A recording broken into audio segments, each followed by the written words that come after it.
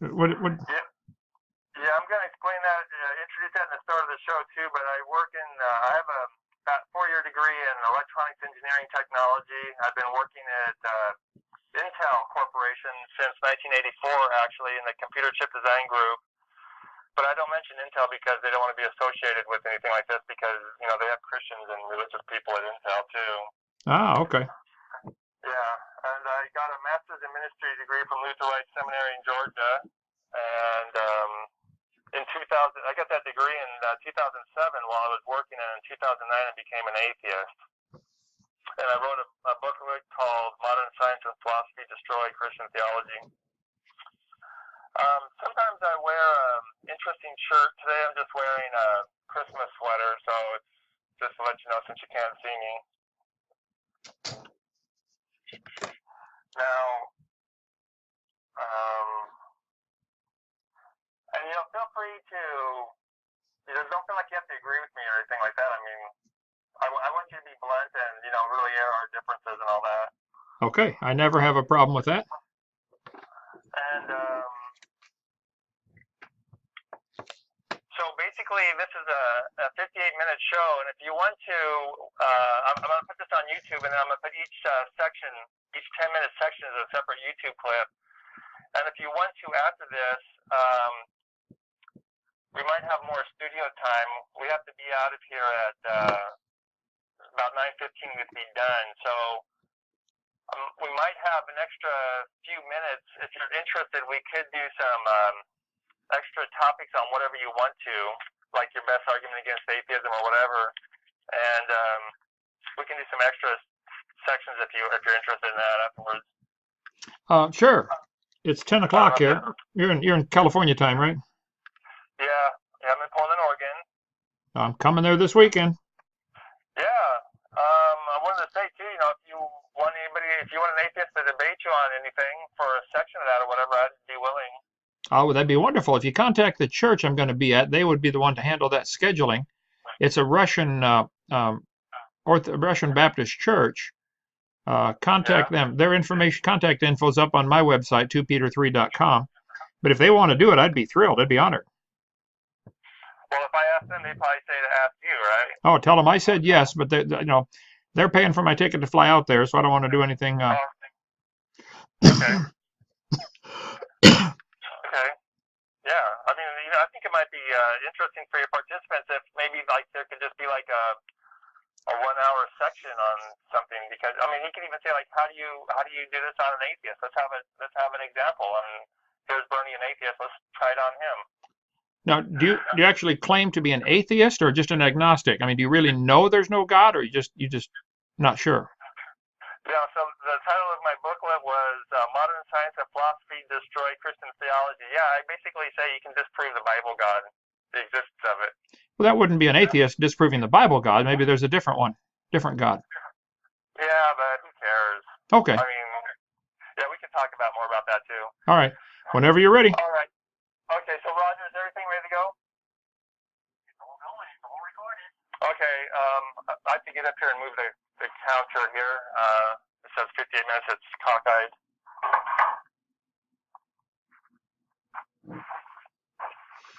Okay. So is everything like set then? Right now, it's ready to go?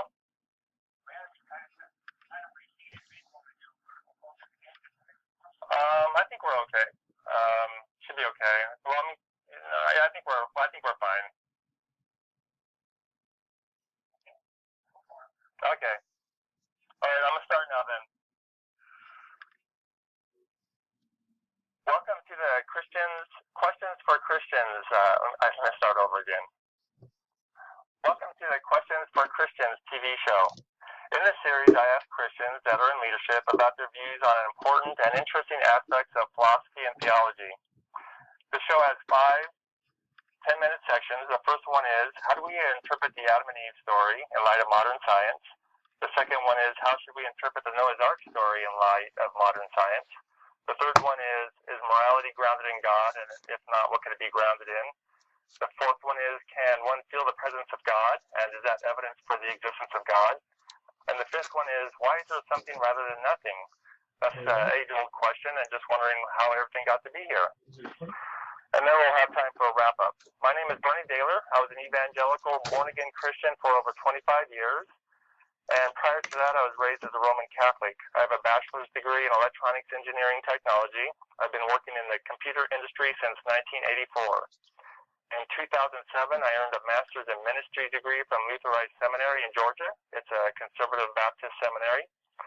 And then in 2009, which was 2 years later, I left the faith and became an atheist because I think the atheist arguments make more sense of the world.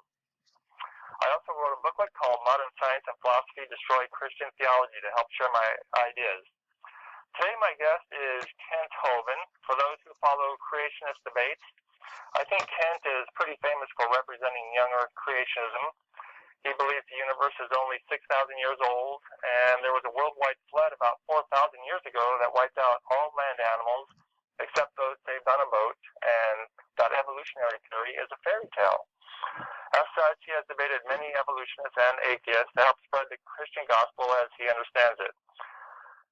For example, one of his previous debate opponents has been Michael Shermer, who is famous in the atheist community, and you can see a lot of his debates on YouTube now. Kent, I would like to thank you for coming on the show today, and also I'd like to give you a minute to explain yourself to people who have never heard your name before. I want you to give an idea of what your ministry is and what kind of work you do. Well, thank you, sir. It's an honor to be with you tonight. My name is Kent Hovind. I was a high school science and math teacher for 15 years.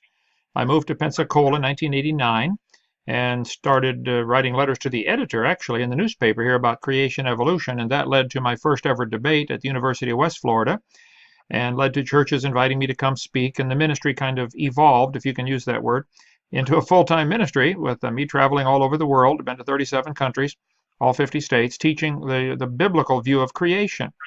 I do believe the Bible is literally true and scientifically accurate in all details. I think the earth was created 6,000 years ago. I wouldn't use the word only because 6,000 is a long time. But the earth was created 6,000 years ago in 6 literal 24-hour days. That's the only way all the symbiotic relationships will work, like plants requiring animals to pollinate them, and etc. It has to be a relatively rapid creation of everything. I believe there was a big flood in the days of Noah, 4,400 years ago, that completely destroyed the world, and that formed all the fossils that we, or nearly all the fossils that we see today, formed the layers of rock, the strata, which the evolutionists have misnamed different ages. They're not different ages, they're all the same age. And I think the flood, between the creation and the flood, everything can be explained in geology and biology and physics and earth science and astronomy, and it's just, it all fits perfectly. I think, as I said, I think the Bible is exactly scientifically accurate. And I've debated Michael Shermer 3 times. I don't know if he'll do it again, but I would be honored anytime. Okay, thank you. And you mentioned you're coming to Portland here on December 11th and 13th, which is actually this weekend. I just found out about this a couple of days ago, and I was talking to you before the show. Maybe I'll be able to get out there and maybe do a segment with you, maybe do a little mini debate or something. Sure. I do a lot of debates here in the Portland area. Hang on, can I ask you, Bernie, what is your goal in doing the debates? Are you wanting to turn people away from their faith, or why would you do it? Yeah, I'm an atheist evangelist. So you're trying to turn people into an atheist? Sure, I think it's part of an education. I think atheism is a superior, I think philosophical naturalism is a superior worldview to Christianity. Okay. So I think it's just a matter of education as far as I'm concerned. I mean, it's like, why do you teach kids math? Why not teach them the truth about religion and philosophy? And that's going to lead to atheism as far as I'm concerned. Okay. Does atheism make for a better society then? People behave better, or what? We'll probably get into that. I wanted to make some preliminary comments. You know, I was an evangelical born-again Christian for over 25 years, and I was raised a Roman Catholic, and just to let you know, when I grew up, we didn't take the Bible seriously as far as like Adam and Eve and all that. And when I became a born-again evangelical Christian, I found out, wow, people really believe this, that this Noah's Ark thing is real and all that. And so I tried to be a Young Earth Creationist, and you're one person that, you know, I remember watching a long time ago, and I want to say, you know, one thing I really appreciate about you, Kent, is I appreciate your demeanor on how you handle people in debates. You're very calm. And also, like when somebody gives you a rapid fire bunch of topics, you say, okay, calm down, let's just take them one at a time. Right, so right. I want to give you a compliment about that. Well, thank you, sir.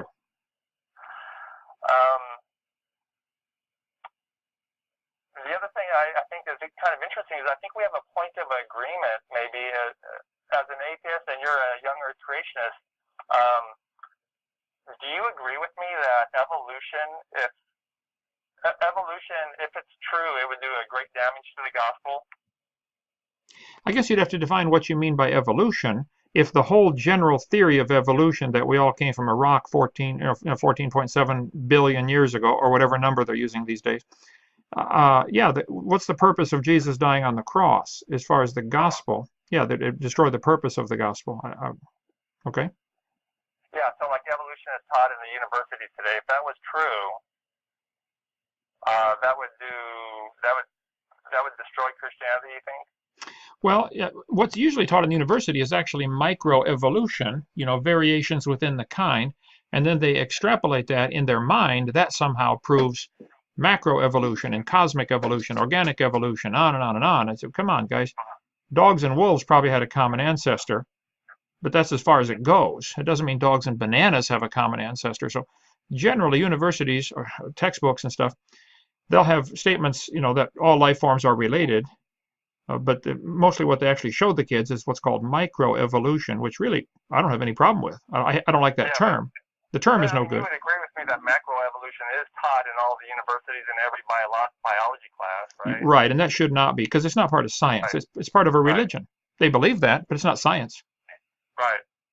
But what's kind of interesting, though, there are a lot of Christians who do accept evolution, and they say, oh, there's no problem with evolution and belief in the Christian gospel. And I think we agree that there actually is a lot of problems with it. Oh, they're diametrically opposed. Yes, sir. So, anyway, I think that's kind of interesting that we have a point of agreement there. Okay, so let's start. We'll go for 10 minutes. We'll try to keep it to 10 minutes here. This first topic is the creation of Adam and Eve. And we could either do this where I could ask you questions for 5 minutes, or you could ask me questions for 5 minutes, or we can do one for 10 minutes.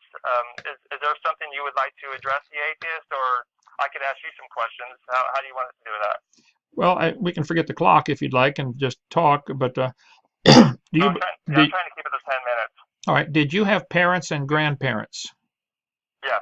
Did they have parents and grandparents? Yes. Were they human? Yes. Okay. How far back do you go before they become non-human, would you guess? Well, the first thing is there is no dividing line between human and non-human. So in other words, there is no point where a non-human gave birth to a human. Okay. Are apes human then? No, apes are not human. Okay. Is an ape-like ancestor back there in your family tree someplace? Sure. Yeah. Like Richard Dawkins says, if you go back 198 million generations, your ancestors are fish. Well, his ancestors maybe, but not mine. Yeah. Okay. So you then do believe that you came from, let's say, a fish, ultimately, if you go back far enough. Sure. Yeah. I mean, all the way back to, you might say, a rock or whatever. There's a time where there was no life and life arose. Yeah. So life, in your religion, life did arise from non-living material at some point. Is that something you can prove or something you believe? Would that be considered a religious doctrine or scientific fact? Well, in between the scientific fact, I would say that's part of the theory, the scientific theory right now. It's basically the best. You know what inference to the best explanation is, and a hypothesis is the inference to the best explanation. So basically, you have competing ideas. I mean, one idea is that God created humans by magic. Boom. The other one is that humans evolved naturally, and I think the better hypothesis is that everything happened naturally. Yeah, I'd rather have you use the word hypothesis, because in my understanding of teaching science 15 years, a hypothesis is just a guess, and a theory has at least some evidence to support it. No one's ever seen non-living material come alive, and they can't even make it happen in the laboratory. So it really wouldn't qualify as a theory. It would be a hypothesis at best. Okay, so your focus now is on the abiogenesis, the start of life. Yeah. Well, so basically, there are things we have no clue about how it actually happened. And the tricky thing there is, even if scientists could make life pop out from non-life, as a creationist, you can still say, like, well, that's fine, you did that in the lab, but that doesn't prove nature could do that, right? Well, there'd be several things that would prove. If scientists make the fact that they haven't, I think, is pretty telling. But if they could produce life in the laboratory, that would prove it takes intelligence to make life. It wouldn't prove it could happen by itself, and it certainly wouldn't prove it did happen by itself. That wouldn't even be evidence for the theory. No, I mean, it would take intelligence to set up that lab experiment, but there's no intelligence actually making the life. I mean, it could, if there's a natural, like a spark and the right chemicals in the right atmosphere, if that could somehow do it, it would be purely natural. It's just that the intelligence made the scenario for it. Well, then you'd have to argue for who made the spark and the atmosphere and the space and the time and the matter, and you're assuming an awful lot of things are already there for this to start. I mean, where did time come from? Where did matter come from? Where did space? Where did energy? Where's this spark coming from? Right. I mean, you're an electronics engineer. Gee whiz, nothing happens. Nothing complex comes together by itself. And life is more complex than any computer man's ever built. That's kind of interesting because we have these different topics to talk about, and right now we're kind of going into a different one, like why is there something rather than nothing? Oh, okay. We're kind of going all over the map. Can I bring it back into Adam and Eve again? Sure. It's your program. Go ahead. Okay, let me ask you a question about this. As far as I'm concerned, one reason, there are two main reasons why I accepted evolution for humans is descended from other animals. One is the pseudogene argument, and the other one is fused human chromosome number 2. Are you familiar with both of those? I am. So why is not fused human chromosome number 2? Why is that not compelling to you? Any chromosome is more complicated than the space shuttle. You're an electronics engineer. For heaven's sake, I mean, complicated things do not just happen. How many things could go wrong in a computer to make it stop working? How many simple things, Yeah, I agree with you. It's mind-boggling. It's complex. Okay, well, if someone wants to believe it happened by chance over billions of years with no directing process, they can certainly believe that, but that's not science. Nobody's observed that. To me... Yeah, but it's kind of like if you saw footsteps outside or a crime scene situation, you may not know how it happened, but the fact that there's footprints there show that it did happen, and that's what the fused human chromosome is that there's vestigial telomeres and a vestigial centromere. That seems like that makes no sense. If God made humans from scratch, he wouldn't. Why would he put in vestigial DNA? Well, first, I don't think we know all the uses of the DNA, and it could be something that's simply broken. I had a car once that had an air conditioner that didn't work, but the designer designed it with one, and it worked when it came off the assembly line, but it quit working somewhere along the line. So the fact, if humans have DNA telomeres or whatever that no longer work, that's not evidence for evolution. That's evidence that we're a degraded 40,000th generation from Adam. Well, the way it works is that chromosomes have telomeres on the end, right, and these two chromosomes attached. So in the middle now you have two telomeres where you don't need a telomere, and because you don't need them, now they're vestigial. And then each chromosome also has one centromere, and needs one center, and since it's joined, it now has two centers. So the other one is totally not needed as a centromere anymore, so it's vestigial. Well, so I think if you look, hang on, if you look at the argument from, why would God create that from scratch? Oh, I don't know. I don't know that he did. Maybe Adam and Eve didn't have it, and maybe it is something that happened somewhere along the line.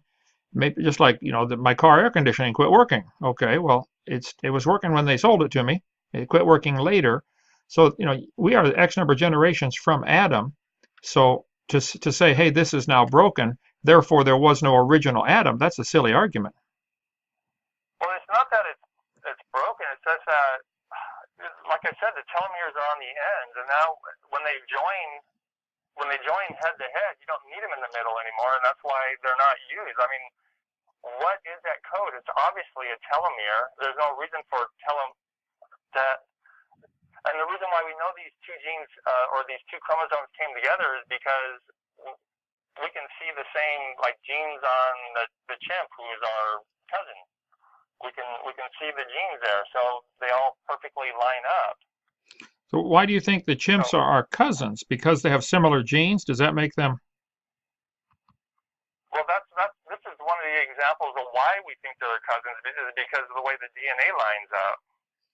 Are there any lines of code from Microsoft Word that are used exactly in Microsoft PowerPoint? I mean, how many lines of code are identical? It's possible.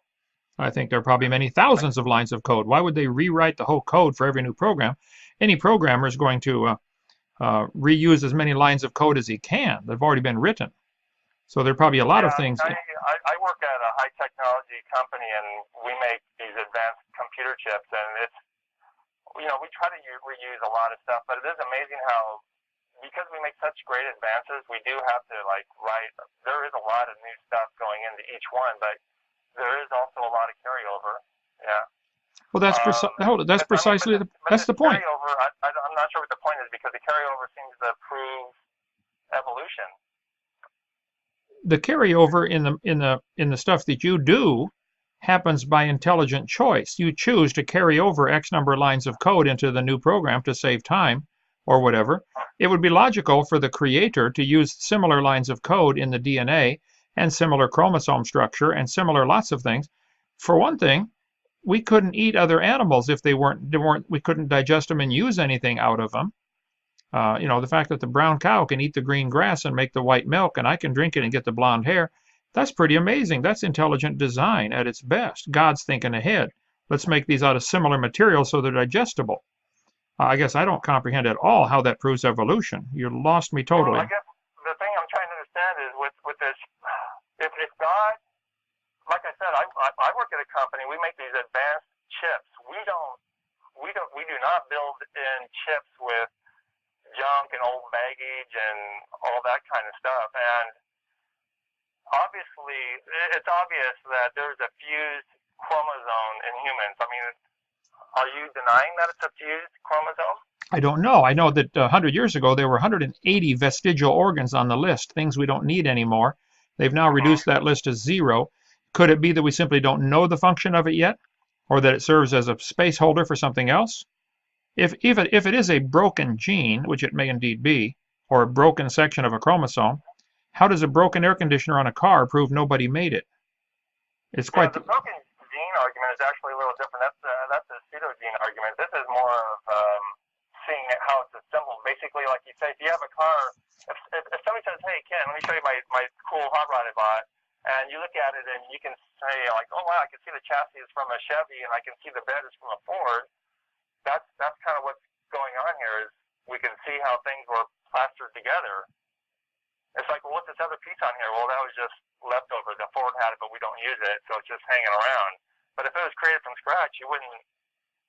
I mean, that stuff doesn't make sense if there's an intelligent designer.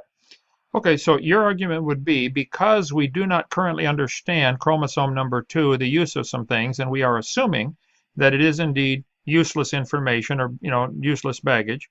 Therefore, there is no designer. Does that summarize your argument fairly? No, what I'm trying to say is we know what a telomere is. They're the end codes on a chromosome, and when these two chromosomes got together, they fused in the center, and therefore those telomeres are not used.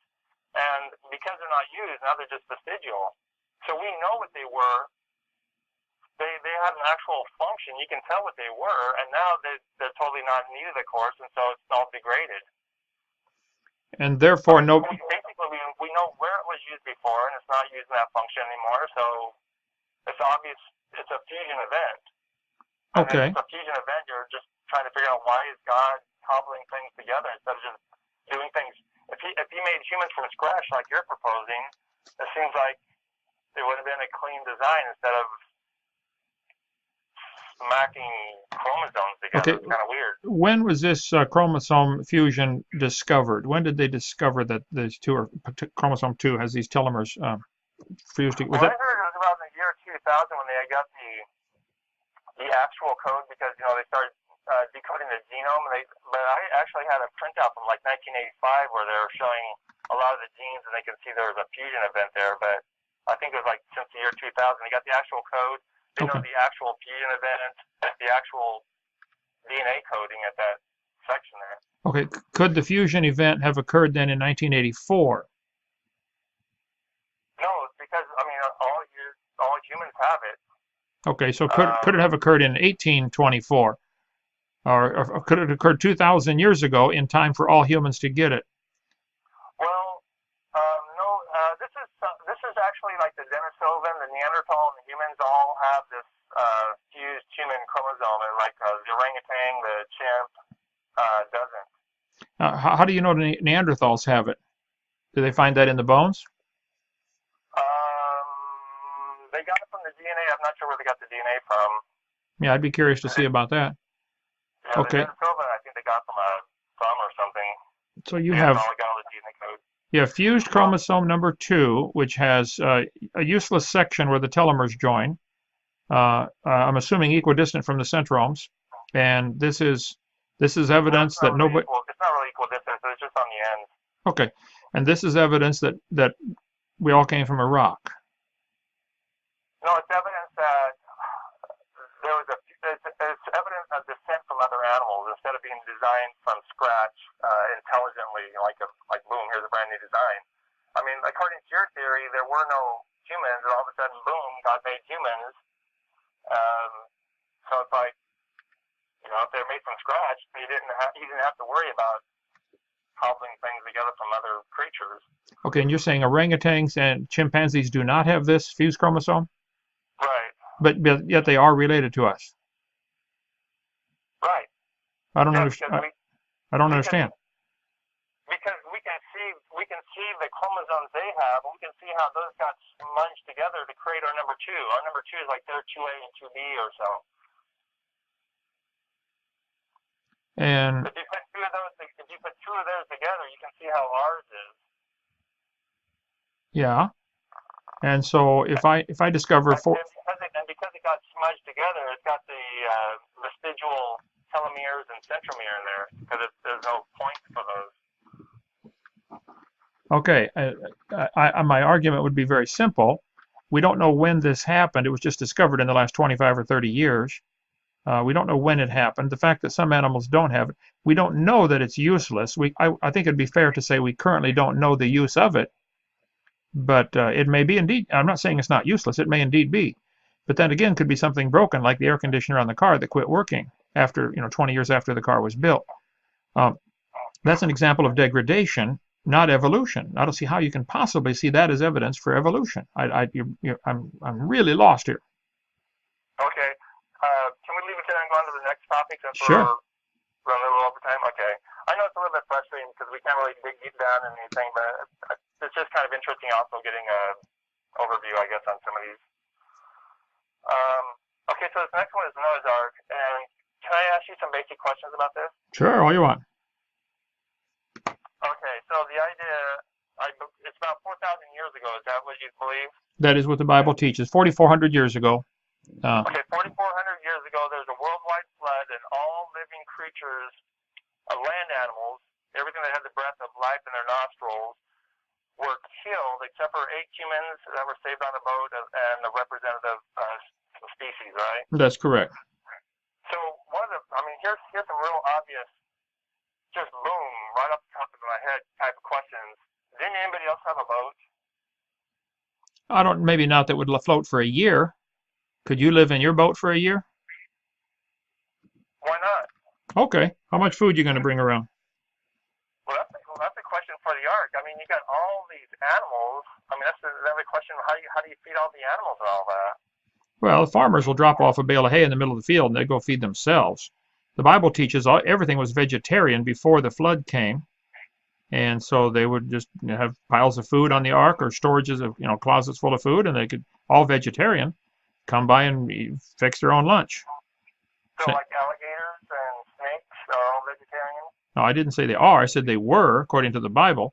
But going from a vegetarian alligator to a meat-eating alligator is a really small change compared to going from a rock to an alligator. Okay, so you're saying all the animals on the ark were vegetarians. That's what the Bible teaches. Back to my first question about the boat. So you're thinking that a small boat, you're thinking that you can't have, I mean, food is not a problem because you can fish. Okay.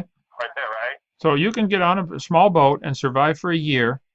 Ask anybody who's been shipwrecked and had to survive on a raft for 30 days how tough that is. Mm-hmm. Well, you know, it's just strange to me. I mean, it seems like, yeah, I mean, it would be difficult to be in a boat for a year, but an ark seems like it's magnifying the problems, plus taking care of all the animals representative of the whole world on that boat, too. Well, the Bible says it happened. I chose to believe that story. I see no scientific problems with it. I do see problems with somebody living in a raft or a small boat for a year, especially... So what would the animals eat once they get off the ark, because everything is totally destroyed? Well, no, the fact that he's in the ark for a year does not mean every square inch of the earth was covered for a year. Some sections of earth may have only been covered by water for a few weeks or months, long enough to drown everybody. So stuff starts growing again. The Bible does say that even the tallest mountain was covered up like plus 15 feet, right? Correct, 15 cubits, 22 feet roughly. Okay, so you're saying the entire world was flooded, but that would destroy everything, wouldn't it? Oh yeah, I think, well, a lot of plants, of course, can survive flooding. I mean, you have plants that thrive in flood areas, you know, and they can certainly survive short periods of inundation. Okay, so the water starts to go down, and then a few months later, stuff starts growing, and while they're still in the boat, there's still stuff growing out there. Is what you're saying? Well, there'd be stuff growing out there, plus log mats float around, and when they ask anybody in a flood-prone area, you know, debris floats around. When it lands, it sprouts quickly because it's got such mineral-rich soil. I mean, it'll be up and sprouting in days. I don't know, but again, these problems. A couple things you need to consider here, Bernie. Number one, we are not asking the taxpayers to pay for our religion to be taught. You are asking the taxpayers to pay for your religion. Number two. I'm not really concerned about that. At this point, I'm just concerned about truth. I'm not really concerned about. Well, good. Well, the truth is there are 300 different cultures around the world that have a legend about a global flood or a giant flood of some kind. Cultures that are not Christian. Why do so many cultures have this universal story? Are they all just making it up, or could it really be stemming from truth? I think that's one line of evidence that certainly would support the idea that there was one. Secondly, I think obviously you can't go back forever. You have to, population-wise, you have 2 parents, 4 grandparents, 8 great-grandparents. At some point, you reach where the pyramid has to reverse itself and go back. There had to be an original human couple. Are you going to start with 10 billion couples of apes all of a sudden having humans, or did this happen one time? Did one ape-like ancestor produce what became the humans, or did 10 million of them? You know, how did it start? To me, the flood story is very simple. There were 8 people, 4 couples, 3 producing couples, get off the boat and produce all of us today. Certainly the population growth curve would also be evidence for that. At the time of Christ, there's only 250 million people on the whole planet. That's the estimate. Any population encyclopedia will tell you. 2,000 years ago, there were about 250 million people. Today, there are 7.5 billion, 250 million. Today, there are 7.5 billion. Back in 1800, there was only 1 billion.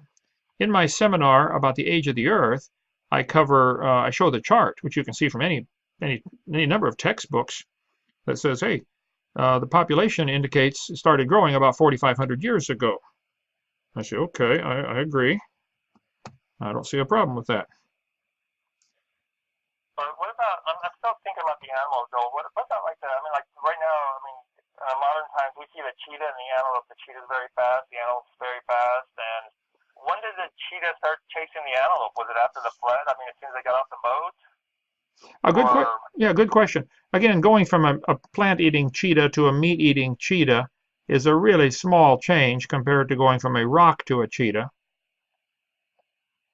But there wouldn't be a lot of antelopes to chase or other prey to, all the animals need time to reproduce, so there's not antelopes for the cheetah to even eat or any other prey. Everything's trying to reproduce and spread out. Yeah, that's a good question. I don't know how long it took for this to take place, for the vegetarian diet to change to meat eating. And of course, there is a very obvious natural selection. The faster antelope gets away, and the faster cheetah can catch the antelope. So certainly natural selection works just fine, but But it only. the other thing I've always kind of wondered too is about all the dinosaurs on the boat. I mean, like there's this one chart that has like Triassic dinosaurs, Plesiosaurus. I can't even read all these. Jurassic period has Allosaurus, early Cretaceous has Iguanodon. Then late Cretaceous has some famous ones that people have heard about, like T-Rex, Triceratops, Velociraptor. What happened to all these dinosaurs? Didn't they get on the ark?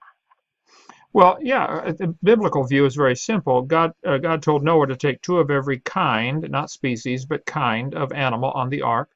Noah, being 600 years old, would be smart enough to know you don't have to bring big ones. Matter of fact, we would want to bring babies of everything, as long as they're able to be on their own. Baby elephants, baby giraffes. Let's say there are 25 or 30 basic kinds of dinosaurs. I know there's 800 names for them, but there are probably 25 or 30 basic kinds. So he has 30 or 40, 30 or 20, 25 or 30 pairs of dinosaurs, baby juveniles that may be the size of a dog. And even then, most dinosaurs, the average size of a dinosaur is smaller than a dog.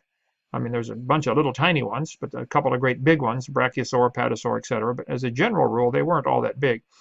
And I taught biology for years, and most people would quickly admit reptiles never stop growing. So in the pre-flood world, reptiles would get to be 70 feet long that today will only get to be 5 or 6 or 8 feet long. You know, what would a Komodo dragon look like if he could live, 900 years and get 80 feet long? Or any number of dinosaur-looking lizards that live today. There's a 3-horned chameleon that would look exactly like a triceratops if you gave it enough time. So the Christian view is Noah did take dinosaurs on the ark. After the flood, they either died out from climate change because they couldn't live long enough to reach reproductive age because something changed, or man killed them, calling them dragons. That's probably the most likely for many of them. And there are many thousands of stories of people killing dragons. But that seems like, I mean, it seems like there are so many different kinds of dinosaurs and they all went extinct. It seems like I thought God's plan was to save a remnant of the animals. It's like, why go through all that work saving them on the ark if they're just going to go extinct? It seems like it was a failure on God's part then to save the animals. Well, I think you'd have a hard time proving the extinction of anything. But the dodo bird, for example, went extinct about 300 years ago. That's estimated based upon the plants that grow on some islands in the Indian Ocean that only dodo bird could eat and digest, partially digest, and that would fertilize the seed. So make the seed capable of growing. Fertilize is the wrong word, but get the seed started. So the assumption is that dodo birds are probably extinct, and I think they probably are. So you think all these major kinds of dinosaurs then survived the flood, and then later on they got extinct by human hunting or climate change or whatever? Correct. That would be my position. But again, I'm not asking for my position to be taught with tax dollars in the school, and they are asking for theirs. So I think the burden of proof's on them, not me. Okay. All right. You want to summarize anything there, like a few seconds, so we can move on? Okay. Yeah. The Christian position is very simple. Dinosaurs always lived with man. Noah took them on the ark. They've died off by climate change or by hunting, or there may be a few stragglers still alive. Loch Ness Monster kind of stuff. I don't know, but there's certainly been an awful lot of sightings that seem to be something like that, like a dinosaur. Okay. Mm-hmm. Okay. This next topic is called "Is Morality Grounded in God?" And the reason why I bring this one up is because, like I said, I participate in a lot of debates, and a lot of times the Christian will say, atheists don't have any basis for morality, and they're basically borrowing from the worldview of the Christian, or from the Christian, and it's like, I don't think so. I think I have a basis. But, so every one of these topics, there could be a subtopic based on what's interesting. But there's something on here, on this topic, that I'd really love to ask you, Kent. Okay. I don't understand. From my perspective, I think you're doing something really dishonest, and this is ongoing in your entire ministry, and that is that your doctorate degree. Okay, hold on. I thought we were going to talk about morality. Yeah, no. See, I would like to. I don't know how you can do. I don't know how you can claim to have a doctorate degree because I don't even like. I would like to have credentials, but I could not do what you did. I could not go to what I would consider a diploma mill to claim that. Well, now let's take one topic at a time here. I worked very hard for my degree. I don't consider it a diploma mill. I spent years doing all the courses, finishing all the stuff, writing all the papers, writing a dissertation. It wasn't like you pay them $20 and they send you a degree, though there are places like that. I understand. And if people don't like my degree, then don't call me doctor. It's not a big deal to me. It doesn't matter at all. But it's not being dishonest. I worked very hard. My dissertation for my last doctor's degree is right here in my hand.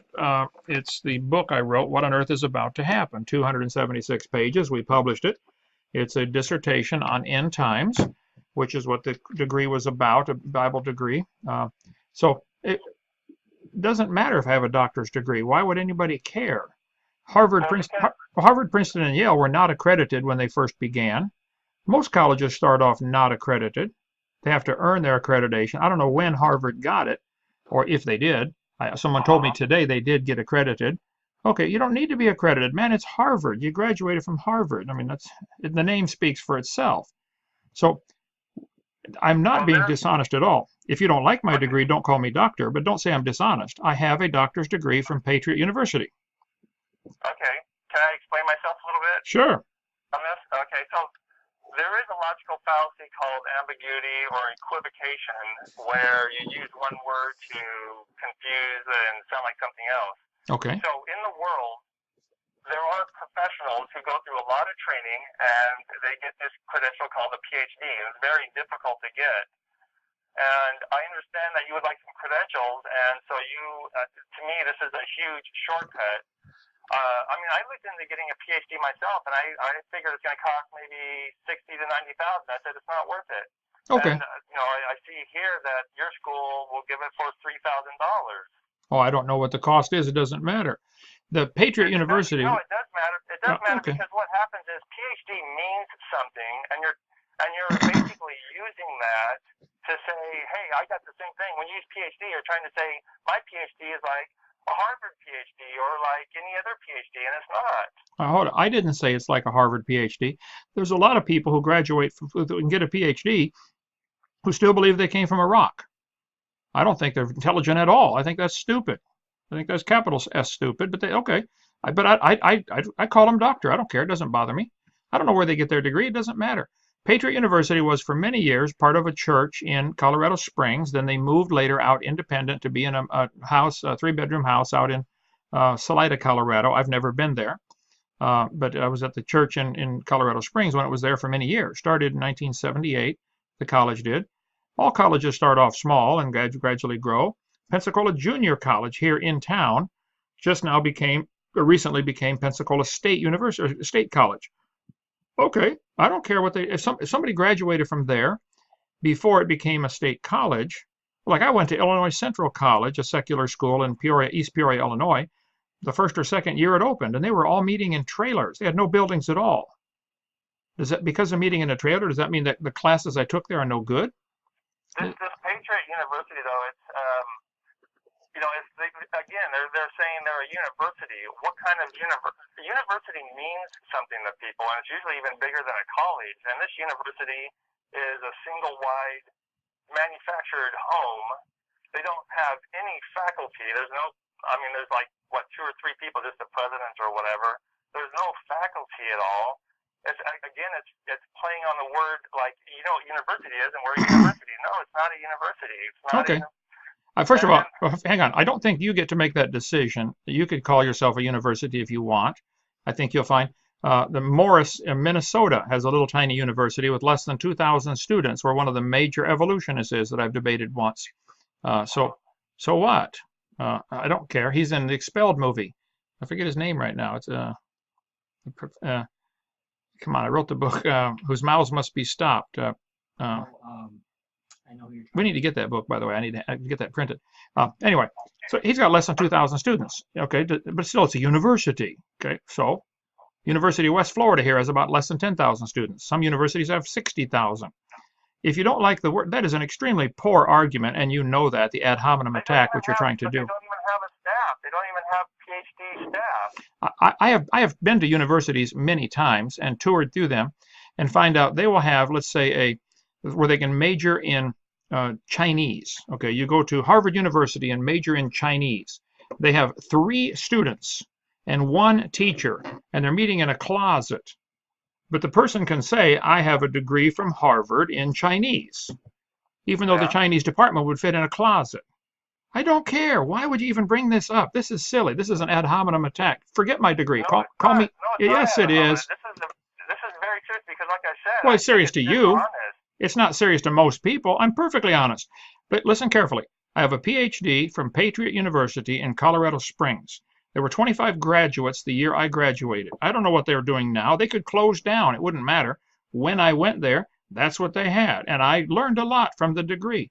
But if you don't like my degree, call me Kent. But the thing is, it's not a real PhD. Okay, then don't call me doctor. Call me Kent. Let's go on to the discussion. What's the next question? Well, let me ask you, is it accredited also? No. Are you kidding? In order to be accredited, they'd have to teach people they came from Iraq. That's not true.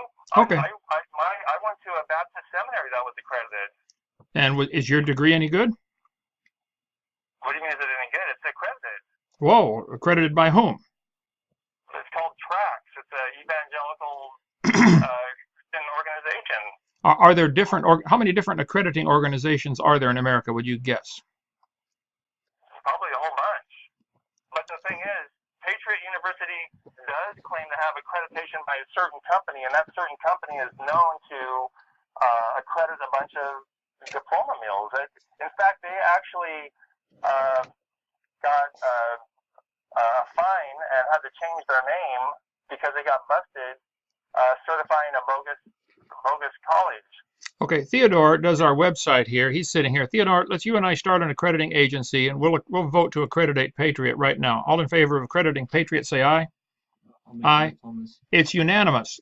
Patriot is now accredited. There you go. Next topic. Okay.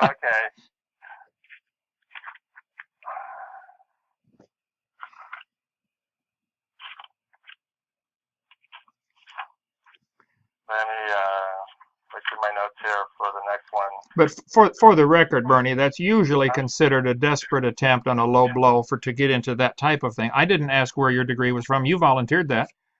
Luther I don't Rice. think it's low blow. I think it's, okay. Like I said, Why would you bring that up? I considered going to this Columbia Evangelical Seminary, the one James White went to, and I almost went there to save a lot of money, and I thought I cannot do it because of the accreditation. I mean, okay. The accreditation is a joke. It's really a diploma mill. Just because you paid $2,000 does. I know you learned something, but it's obvious. I mean, it's not fooling anybody. Okay. Call me Kent. Let's go on. Okay. Okay, so the last one here is, why is there something rather than nothing? And this one, I think the creationists usually say that where did everything come from? And, you need God to do that, but then usually the atheists will say, too, well, where did God come from? What do you think about all that? Well, first of all, how do we even know there is something rather than nothing? Are you convinced that we're here, or are we here? Yeah, why not? Okay. How do you know that? Because I could hear myself talking. Okay, we have to observe by our senses, sight, taste, touch, etc. We have 5 senses, 5 ways to contact the world, I guess, for lack of a better way to say it. Maybe there are more. Maybe there are 20 senses, and we've only got 5 of them. Blind people certainly are missing one. Deaf people are missing one. But just with the 5 senses we have, we can say, okay, it appears that we're here. It appears that we're real. But why is there something rather than nothing? I think you said, where did God come from? That question assumes a couple of things. It assumes that God is locked in time, space, matter like we are, and that he had to come from somewhere. And even if I can never figure out where or why or how, that doesn't prove his non-existence. The fact that I can't figure it out or you can't figure it out, we have just 3-pound brains. Of course there's things we can't understand. You don't understand what gravity is. There isn't a person on the planet that knows what gravity is. We know what I agree. There's a lot of things we don't understand, and our senses are very limited. Like, we don't even know what dark energy is, dark matter. We don't really understand the quantum world. Right. There's Okay, well, therefore, do they not exist, or we just need to keep studying? Definitely need to, yeah. Okay, same with God. Same with God. Keep studying, you'll find them. But the point is, sometimes creationists say like, well, can you explain how everything can be? No. Okay, well, God did it. And as far as I'm concerned, that's just magical thinking. It's, people used to say God did everything, and then you find out in the science, like God causes earthquakes. No, it was actually plate tectonics. God causes lightning. No, it was actually electrical differences. So. Well, you're using a faulty argument here. The fact that people in the past have believed stupid things doesn't mean that the whole concept is wrong. I agree. I know. I just think I understand what causes earthquakes. Side slip, the slip faults and strike faults, and the different types of fault lines and how they move and cause earthquakes. And it depends upon the S&P waves. And we could talk for 2 hours on that if you'd like. I taught earth science 15 years.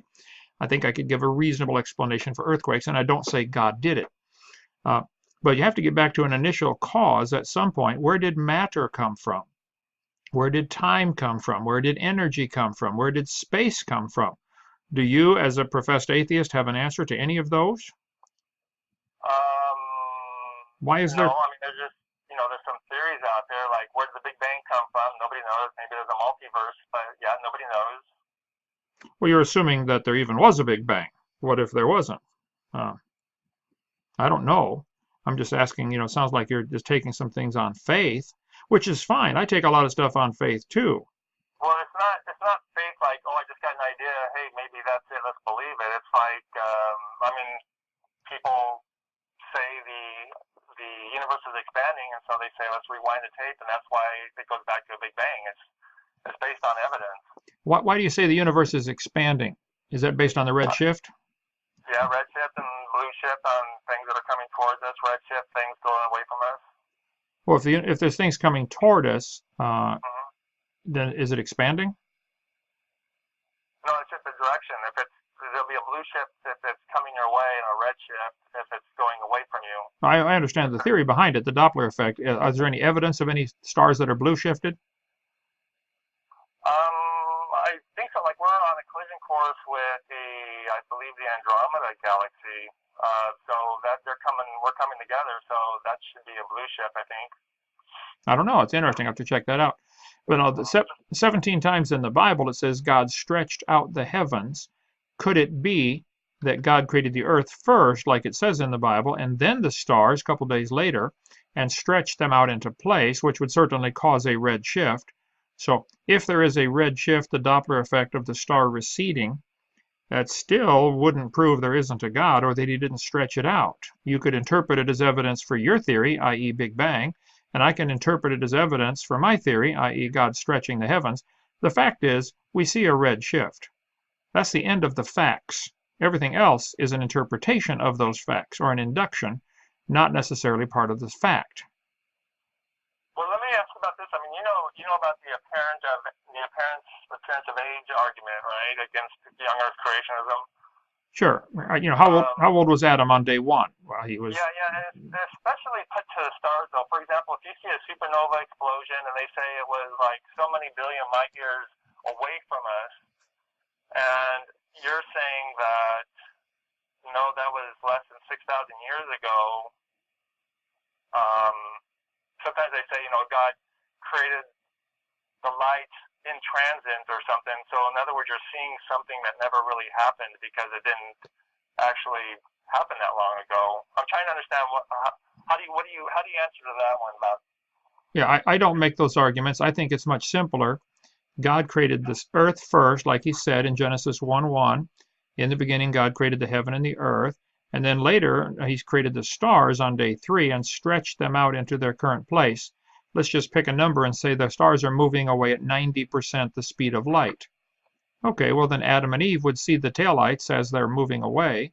They would see them their first day on Earth, or first night, and everybody would see them ever since then. And the stars could indeed be billions of light years away. I don't know. Nobody does. You cannot measure star distance beyond about 100 light years. They probably are much further. So if you do see something blue shifted, that would kind of throw that out of whack, you're saying, because you're assuming everything is moving away from us. And well, when it says there are stars coming at us, and I don't know. I'd like to see more evidence on that. But if God stretched out the heavens, and certainly the galaxies seem to be spiraling around each other, not only spiraling around themselves, but there seems to be a big galactic dance, I guess, of all the galaxies. So that would certainly um, cause some of the stars to be coming toward us. Just the fact that a galaxy is spinning, let's say it's, 1,000 light years away and it's spinning, well, one side of it is turning toward us and one side's turning away, like any merry-go-round would do. So no, you could still have a blue shift. I've not seen evidence of any blue shift. I'm not saying there isn't any, but let's just assume, okay, look, that still, I think, is explainable easily with God stretching out the heavens like he said he did. Well, I heard we're certainly on a collision course with another galaxy. Have you heard of that one? No, what are you going to do when it happens? It's I don't know, many billions of years from now, but the Earth may even be fried by then or something. I don't know how many millions or billions of years it is from now, but. So you and I don't have to worry about it? Right. Oh, that's good. Well, I got enough to worry about without that. Well, yeah, with evolution, there's going to be robots by then. They're going to be dealing with it. Okay. You concentrate on the mystery from non-life to life. From an evolutionary perspective, I see that, everything came from the Big Bang. There's just pure energy, then there's matter came, and then from matter, life arose, biological life. And I also sincerely believe, and you can call it my religion if you want to, that this biological life is going to give rise to artificial life, and we're going to have artificial intelligence that's going to be the next stage. I mean, it may be 1,000 years, a million years, whatever, but it's going to be superior to our life, and we're going to be little pets for them because they're going to be superior. All right. Hope you enjoy that. As long as the religious people don't cause a nuclear war and kill each other or something like that, kill the evildoers. Yeah. All the wars are based on religious people. Is it our fault for everything now? Yeah. It is. You agree with me, right? Huh? You agree with that, right? No, sir, I do not. There certainly some have been. Just kidding there. Yeah. Okay, so our last segment. Do you have anything you want to finish up on? This is a few seconds to summarize this section. No, on my seminar part 7, my question answer, I give a long explanation of the red shift and what causes it, and I think I'm pretty, being a physics teacher and an earth science teacher, I'm probably more familiar than the average person on the street about what causes these things, and so I give a reasonable explanation at a simplified level of what causes it, and quite a few quotes from major brand name evolutionists that would, I think, disagree, that we don't really know as much as they claim we know about all these things. And we certainly can't measure the distance to these stars. It just cannot be done. You can't get two guys on your roof and measure the distance to Chicago just, looking at through two telescopes and calculating the angle of out of parallel they are. The angle's too slight. Probably 100 light years is the most they can actually measure. The rest is inference. But yeah, that's all on my video number 7, which you can watch on Kent Hovind Official. For free. Do you have it on YouTube for free too yet? Oh, but what do you mean? Yeah, all YouTubes are free, aren't they? I mean, do you have it on YouTube? You said yeah. Your website. All my stuff. Well, Kent Hovind Official is a YouTube channel. Yeah, all my stuff is up.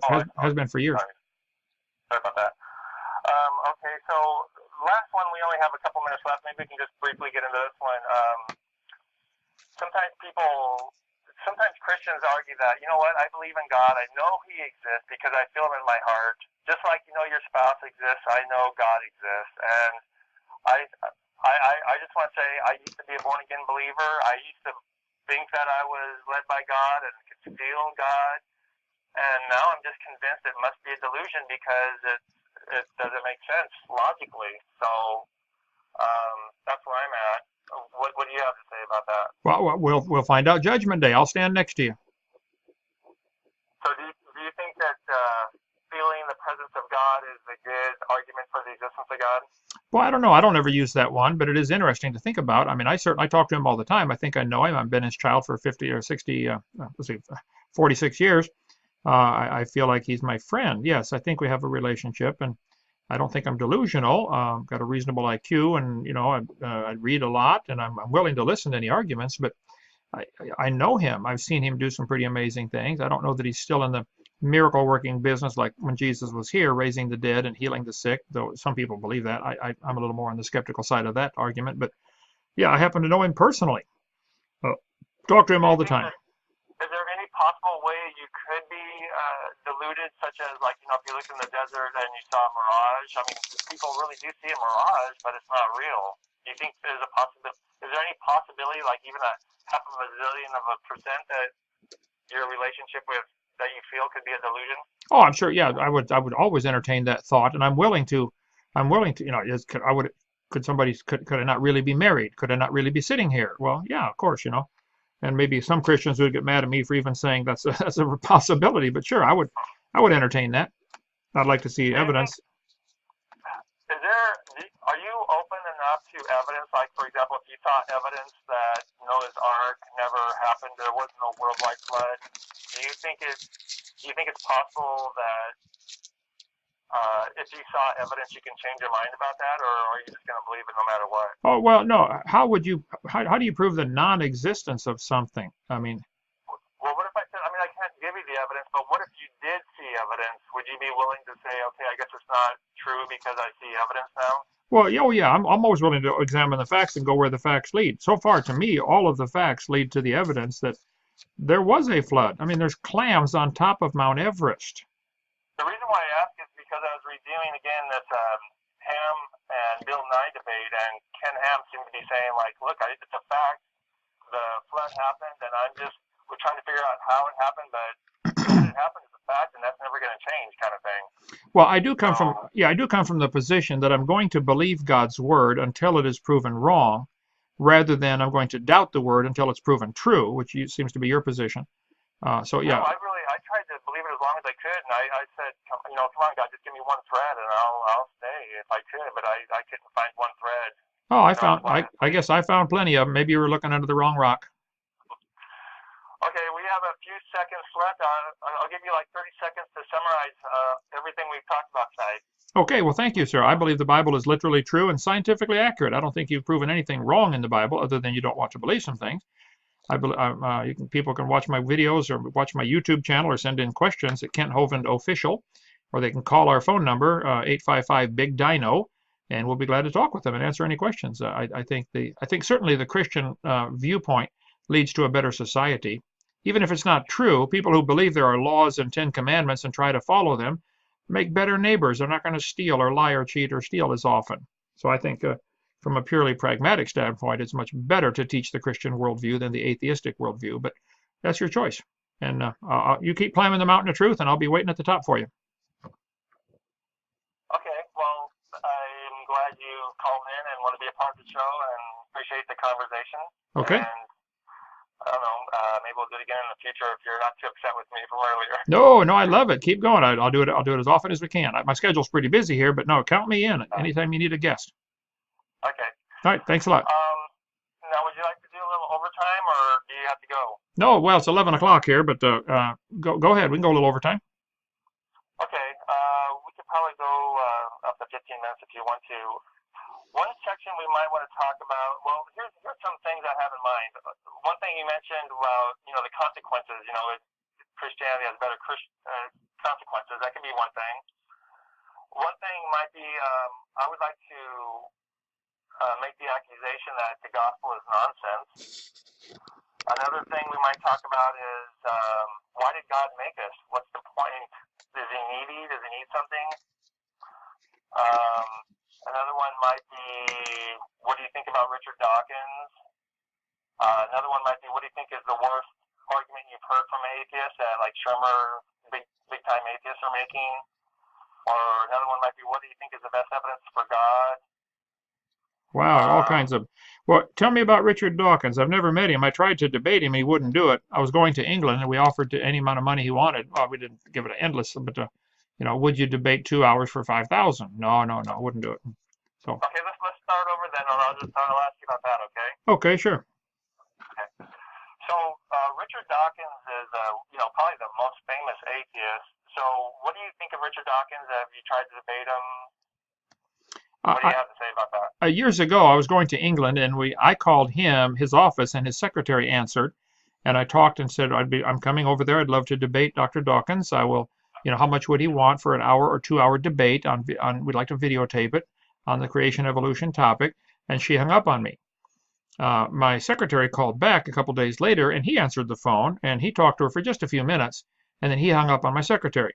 So I don't understand, he's in the movie Expelled, which is fabulous. You can listen to him being interviewed by Ben Stein.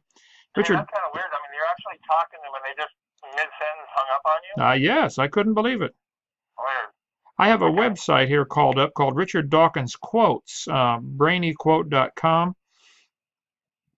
He has some really interesting quotes, things that he said.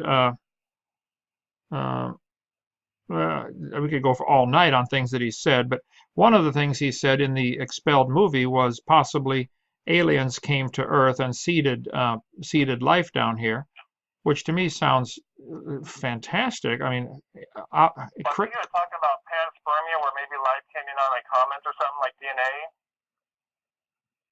They've found amino acids and things on comets or asteroids. Yeah, but saying that asteroids brought life down here is only postponing the problem, or putting it out of reach. How did life get started? It is postponing it, but if it's true, then you got to deal with it. Oh yeah, if it's true. Could it be the asteroids came from Earth? The Bible says the fountains of the deep broke open. 8 or 10 miles of rock standing on top of water under the crust of the Earth, which of course we still have, lots of water in the crust.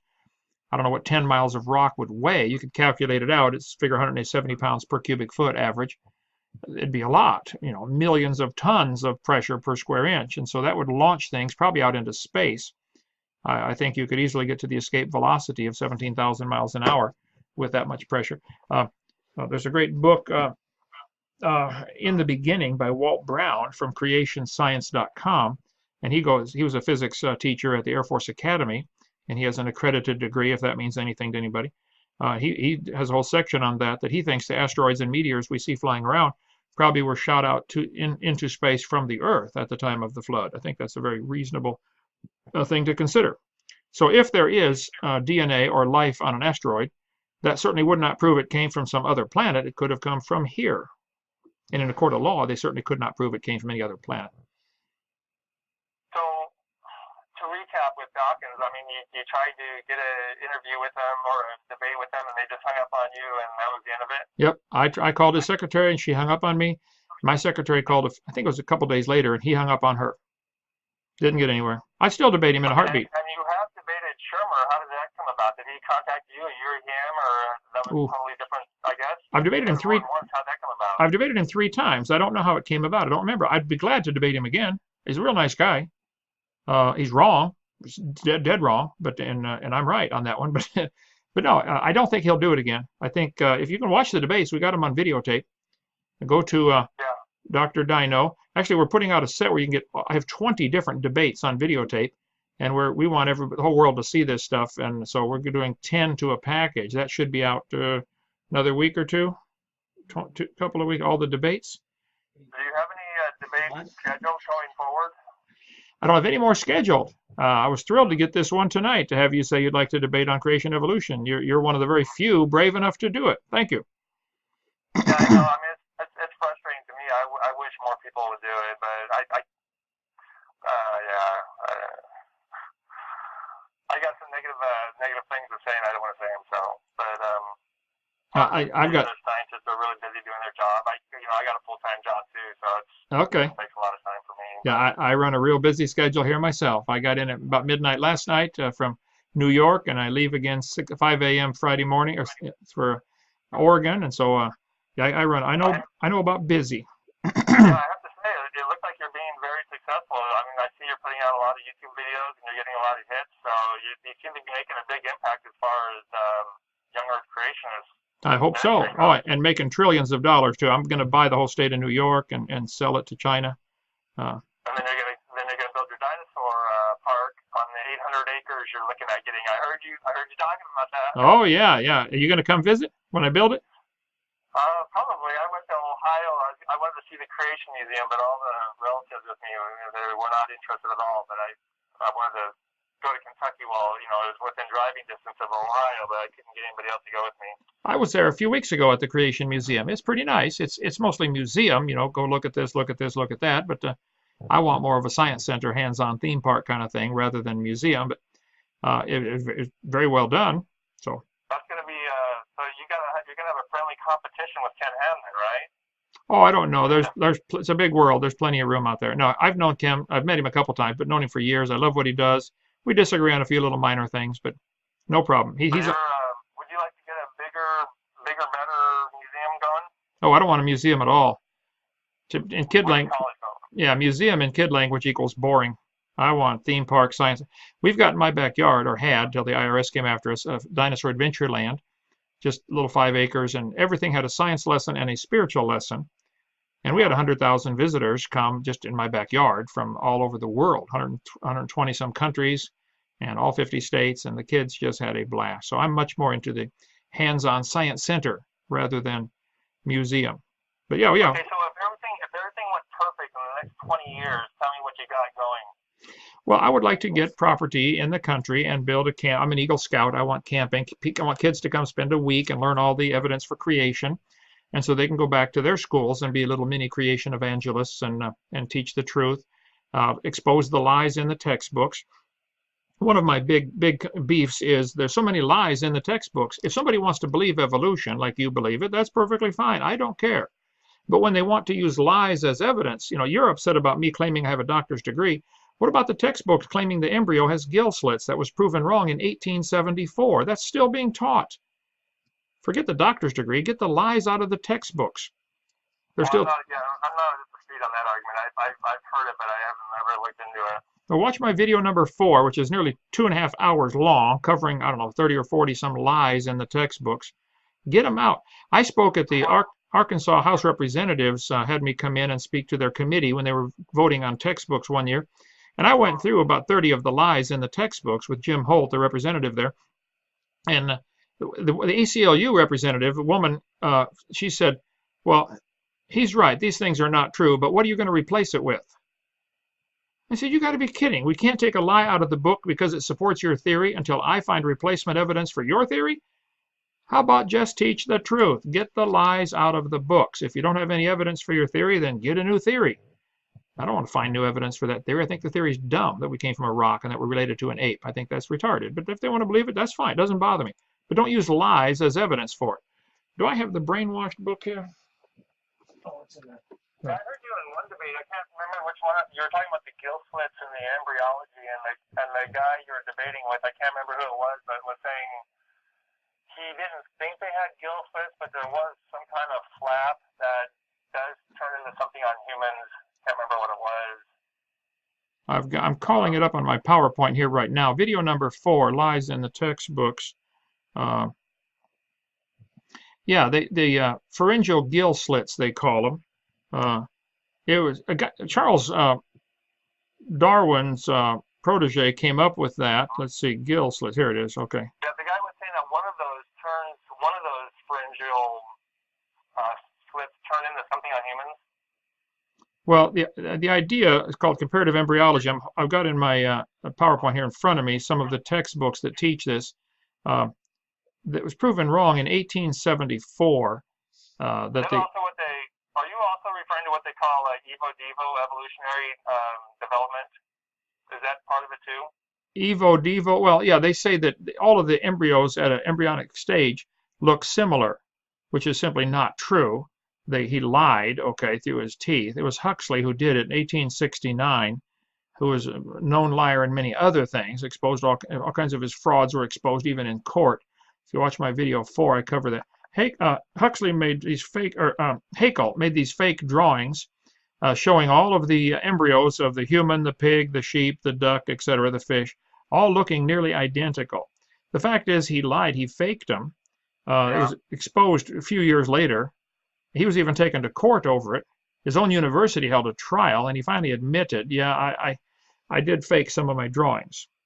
Okay, well. Right, but those fake drawings are not used in modern textbooks, are they? They are still used in textbooks to this day. The fake drawings. The fake. I heard that they admitted that they were exaggerated, but I would assume that modern day ones have actual photographs or something. I have in front of me a Evolutionary Analysis textbook, 1998, University of West Florida, right here in Pensacola. 17 years though, you should get something.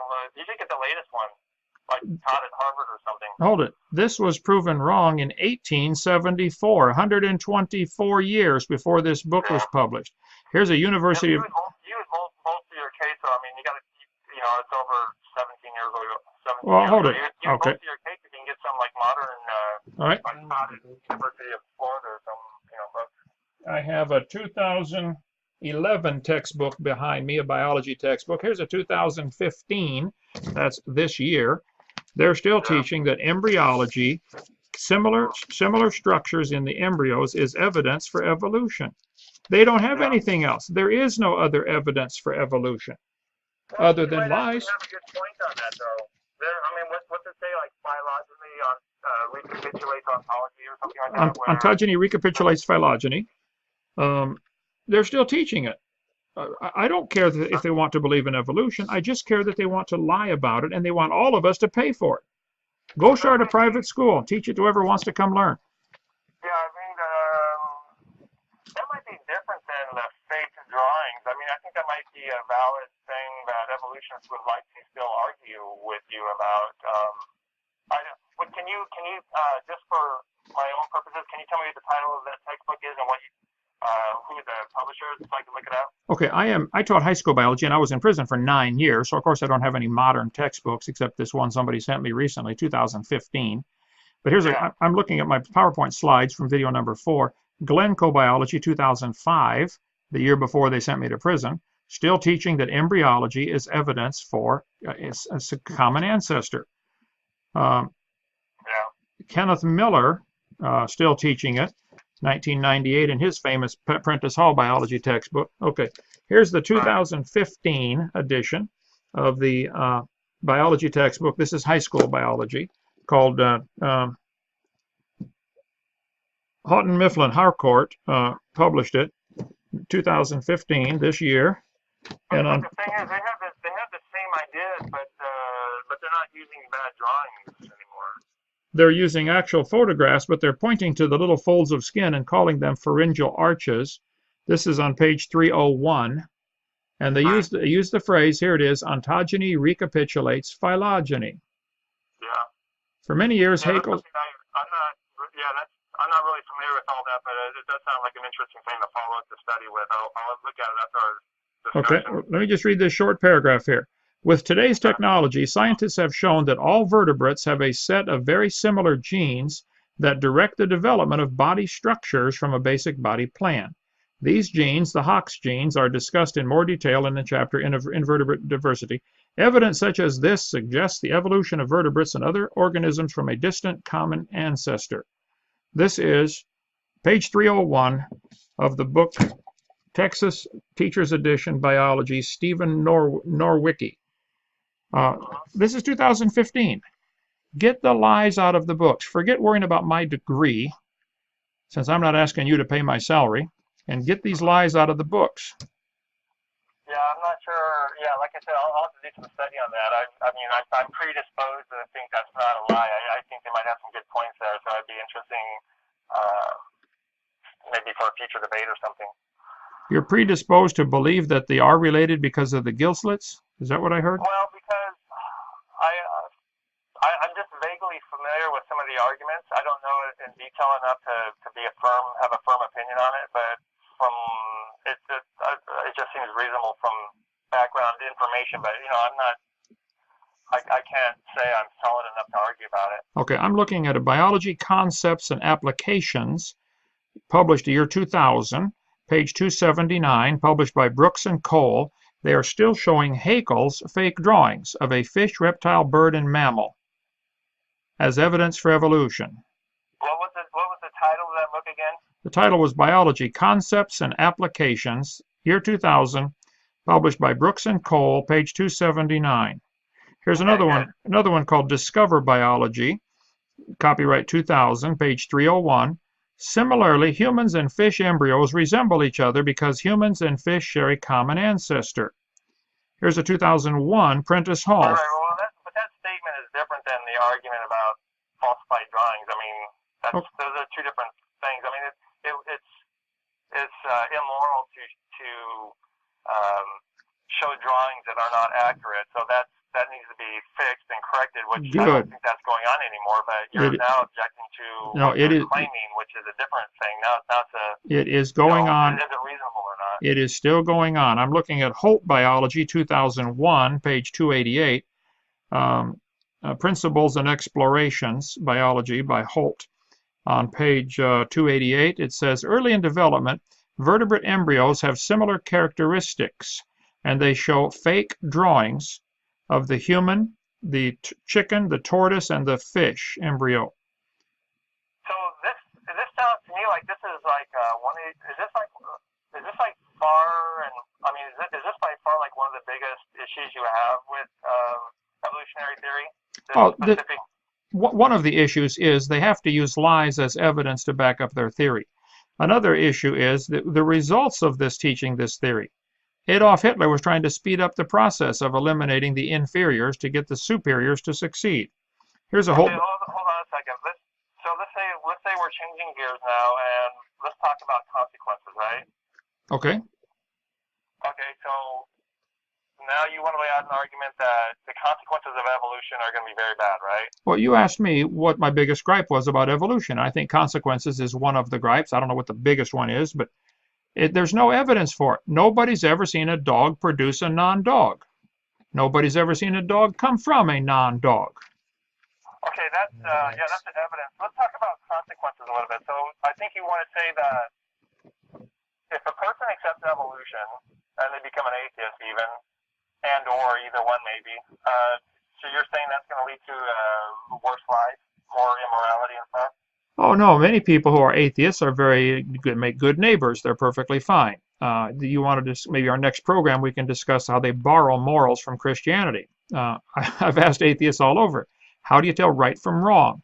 Would it be wrong? Would it be wrong for you to have sex with your 3-year-old daughter? I think so, yeah. Why? Why? Well, I have 3 pillars for morality. One is consequentialism, one is reciprocity, and the other one is free rights.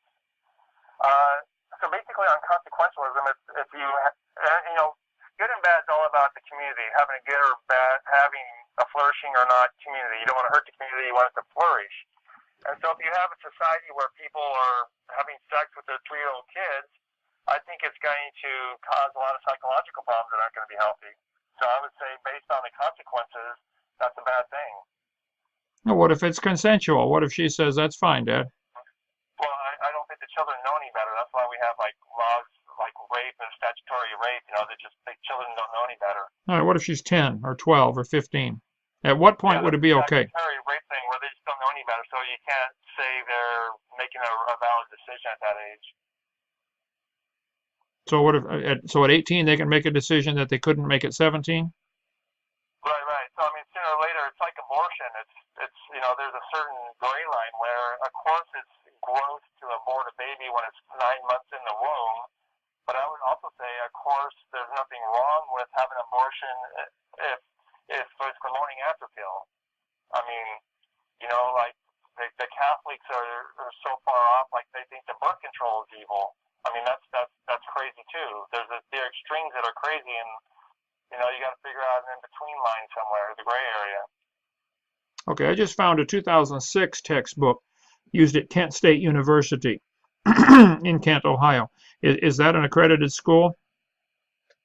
Kent University, yeah. Sure, okay. Kent State University, Kent, Ohio. They're showing a tortoise and a chicken at the embryonic stage with the gill slits, and they're using Haeckel's fake drawings. 2006. Let's see. What's the name of the textbook and the year that it was made? I photographed it when I was at that school, and I didn't put the name of that one down. I just put I should not have put the. I put the 2006 published, but that's one of the few things I missed. Or maybe this is it. Next page. No. I almost always document all this stuff at the bottom of the page. That one I missed. Let's see. Michigan. Hey, on the topic of documentation, I was researching you a lot on the internet, and there's a lot of chatter about your dissertation for your PhD. Is that available? Can people get that, or is that not available? I don't know where it's available. I've nothing to hide about it. My dissertation for my last degree is right here in my hand. It's my book I wrote, What on Earth is About to Happen. It's standard to do a dissertation for a doctor's degree. Are you also saying that you have an honorary doctorate degree? Yes, I have 4 doctor's degrees. 3 of them earned, 1 honorary. But again, forget the doctor. 3 of them are all 3 from Patriot? No, 2 from Patriot. Only 2 from Patriot, but all from Bible colleges, all from non-accredited by the secular establishment. So what's the other university what's the third university then? Well, what's one besides Patriot that you earned a degree in? Well, none of them are accredited, so don't worry about it. You wouldn't accept it even if I got one from Harvard and became a creationist. You would still think I'm crazy. Yeah, but you can tell me what the name is, right? Come on. Well, I could tell you all kinds of things, but it wouldn't do any good. Mark, come on, Ted. No. I want to ask you. Come on, Ted. Go ahead and ask all you want. I'll publish it one of these days. It doesn't matter. There are people. Okay, what about the honorary one? Can you tell me the university for that one? There are all kinds of people with degrees from major universities who are young Earth creationists. Watch the Expelled movie and you'll see. You get expelled. Yeah, but in your thesis, you said you have those PhDs, but you're not giving a reference to what the university is. Patriot University. But you're not giving, it's like you're not giving references. You're not giving footnotes. Okay. Forget them then. Call me Bubba. Darn, I wanted to find out what it was. I'm sure you do. Okay, so sorry, we got off track there. Yeah, way off track, but that's okay. Well, we're out of time. Do you want to summarize anything before we say goodbye? No, that's pretty well it. My videos cover it all, and my position is real simple and real solid. God made the world, just like He said He did, and He's obligated, if He did it, and He's going to hold us accountable for any rules that He makes. He's obligated to publish those rules and to preserve them and post them. And I think He did in the Bible. I take that to be the Word of God. I think it's scientifically accurate. I don't think anything we've said in the last couple hours has proven anything not accurate. I can't prove it's true, but you haven't proven it's not true. An instantaneous creation of plants and animals within a few days of each other was going to work just fine. Whereas I have proven the Bible God does not exist in my booklet. Oh, okay. I need to read your booklet then. Wow, if you've proven He doesn't exist. What? I'm going to try to remember to send you a copy. I'm going to send you a free copy. What am I going to do if He doesn't exist? Man, that's going to be awful. Okay. If I all right. Send you a copy, will you promise not to just burn it or something? Oh, no, I have a whole shelf of books like that. I would be honored to get it. Okay, it's really small. I made it small on purpose. It's easy to read and stuff. It's I read fast. And I read pretty well, so no problem. All right. Hey, thank you so much. Again, I appreciate it. So thanks for not having hard feelings with my questions, and I appreciate your call. Oh, hey, thanks a lot. All right. Talk to you later. Okay, talk to you later. Right. Bye-bye. Do I pause this now, Theodore? Or hit the red button on the top bottom. Here, I'll let you hit that. That one? Right there. Talk, but do you... I'm trying to keep it to 10 minutes. All right. Did you have parents and grandparents? Yes. Did they have parents and grandparents? Yes. Were they human? Yes. Okay. How far back do you go before they become non-human, would you guess? Well, the first thing is there is no dividing line between human and non-human. So in other words, there is no point where a non-human gave birth to a human. Okay. Are apes human then? No, apes are not human. Okay. Is an ape-like ancestor back there in your family tree someplace? Sure, yeah. Like Richard Dawkins says, if you go back 198 million generations, your ancestors are fish. Well, his ancestors maybe, but not mine. Yeah. Okay, so you then do believe that you came from, let's say, a fish, ultimately, if you go back far enough. Sure, yeah. I mean, all the way back to, you might say, a rock or whatever. There was a time where there was no life and life arose. Yeah. So life, in your religion, life did arise from non-living material at some point.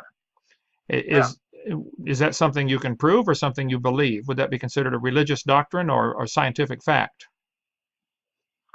Well, in between the scientific fact, I would say that's part of the theory, the scientific theory right now. It's basically the best. You know what inference to the best explanation is, and a hypothesis is the inference to the best explanation. So basically, you have competing ideas. I mean, one idea is that God created humans by magic, boom. The other one is that humans evolved naturally, and I think the better hypothesis is that everything happened naturally. Yeah, I'd rather have you use the word hypothesis because in my understanding of teaching science 15 years, a hypothesis is just a guess, and a theory has at least some evidence to support it. No one's ever seen non-living material come alive, and they can't even make it happen in the laboratory, so it really wouldn't qualify as a theory. It would be a hypothesis at best. Okay, so your focus now is on the abiogenesis, the start of life. Yeah, so basically there are things we have no clue about how it actually happened. And the tricky thing there is even if scientists could make life pop out from non-life, as a creationist, you can still say, like, well, that's fine, you did that in the lab, but that doesn't prove nature could do that, right? Well, there'd be several things that would prove. If scientists make the fact that they haven't, I think, is pretty telling. But if they could produce life in the laboratory, that would prove it takes intelligence to make life. It wouldn't prove it could happen by itself, and it certainly wouldn't prove it did happen by itself. That wouldn't even be evidence for the theory. No, I mean it would take intelligence to set up that lab. When I grew up, we didn't take the Bible seriously as far as like Adam and Eve and all that. And when I became a born again evangelical Christian, I found out, wow, people really believe this, that this Noah's Ark thing is real and all that. And so I tried to be a young Earth creationist, and you're one person that, you know, I remember watching a long time ago, and I want to say, you know, one thing I really appreciate about you, Kent, is I appreciate your demeanor on how you handle people in debates. You're very calm. And also, like when somebody gives you a rapid fire bunch of, topics, you say, okay, calm down, let's just take them one at a time. Right, so right. I want to give you a compliment about that. Well, thank you, sir.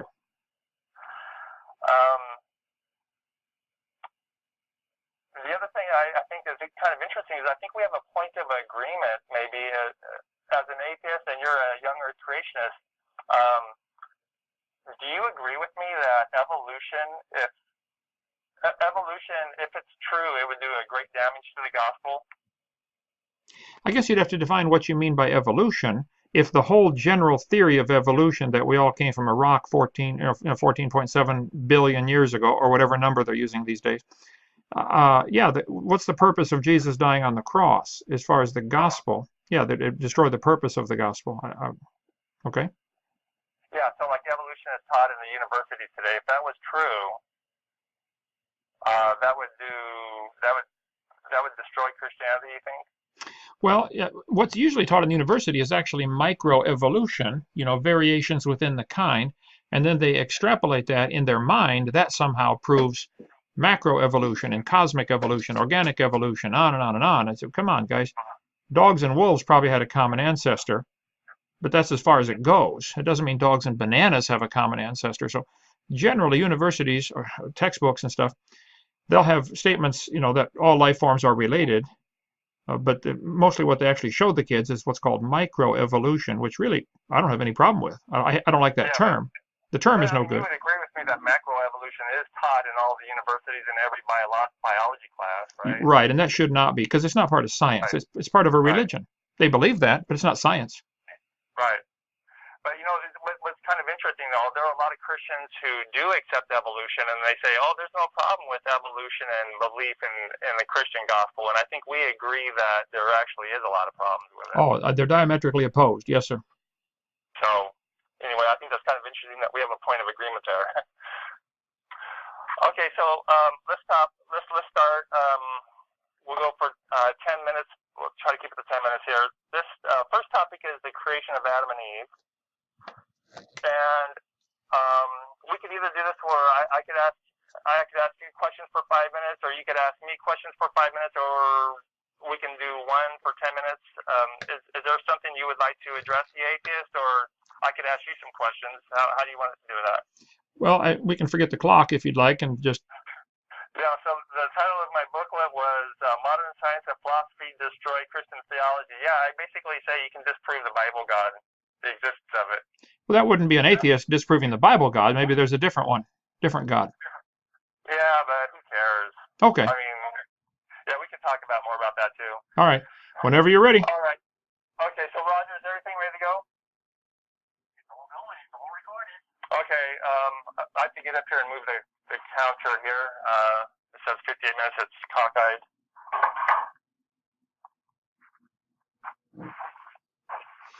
Okay.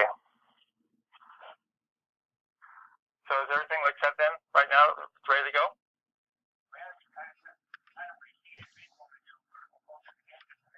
I think we're okay.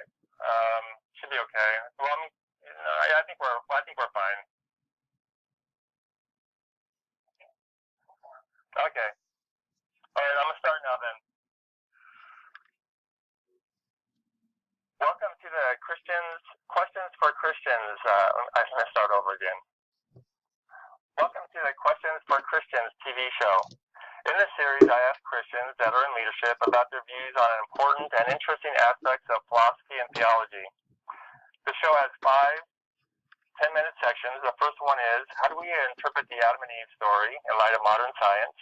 The second one is, how should we interpret the Noah's Ark story in light of modern science? The third one is morality grounded in God? And if not, what could it be grounded in?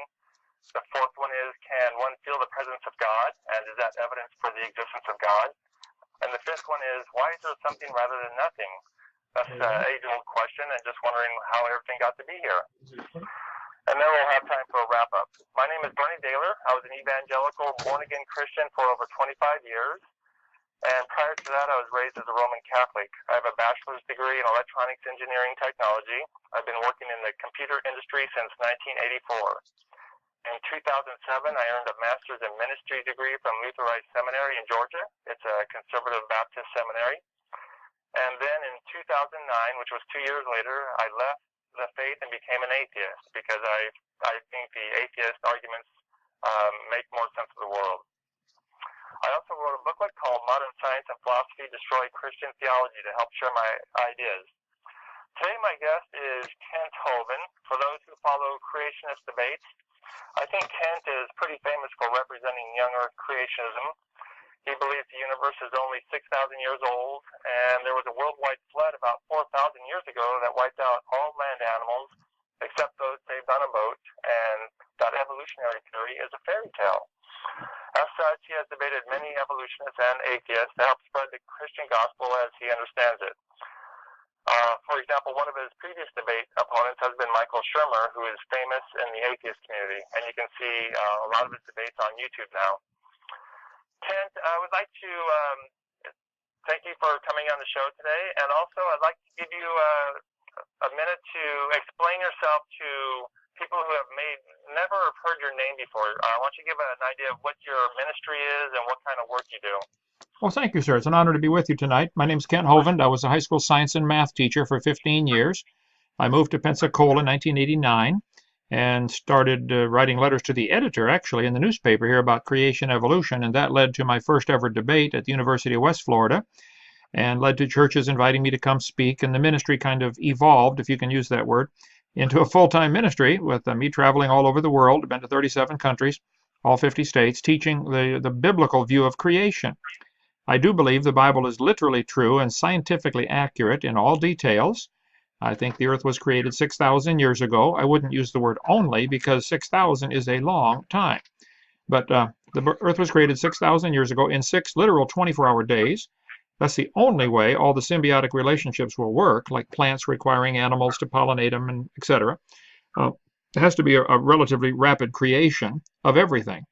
I believe there was a big flood in the days of Noah, 4,400 years ago, that completely destroyed the world, and that formed all the fossils that we, or nearly all the fossils that we see today, formed the layers of rock, the strata, which the evolutionists have misnamed different ages. They're not different ages, they're all the same age. And I think the flood, between the creation and the flood, everything can be explained in geology and biology and physics and earth science and astronomy, and it's just, it all fits perfectly.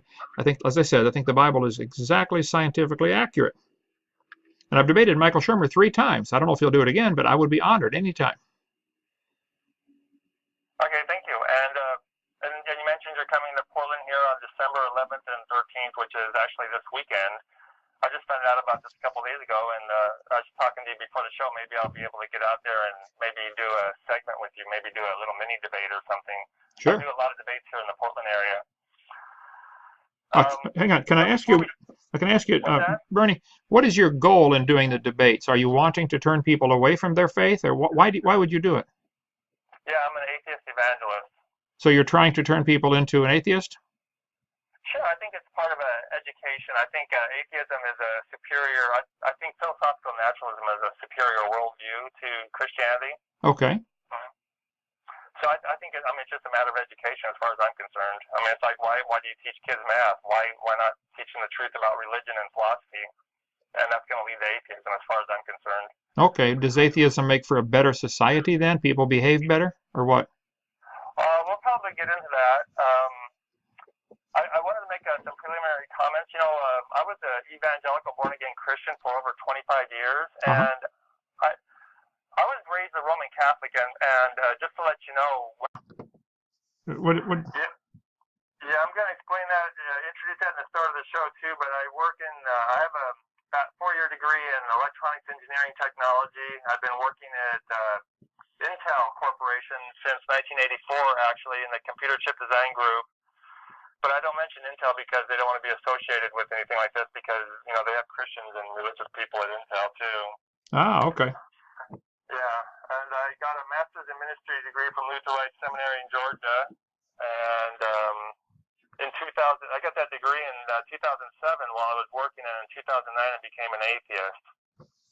And I wrote a book called Modern Science and Philosophy Destroy Christian Theology. Sometimes I wear an interesting shirt. Today I'm just wearing a Christmas sweater, so it's just to let you know since you can't see me. Now, and you know, feel free to, you know, don't feel like you have to agree with me or anything like that. I mean, I want you to be blunt and, you know, really air our differences and all that. Okay. I never have a problem with that. And so basically, this is a 58-minute show, and if you want to, I'm going to put this on YouTube, and then I'm going to put each section, each 10-minute section is a separate YouTube clip. And if you want to, after this, we might have more studio time. We have to be out of here at about 9:15 to be done. So we might have an extra few minutes. If you're interested, we could do some extra topics on whatever you want to, like your best argument against atheism or whatever.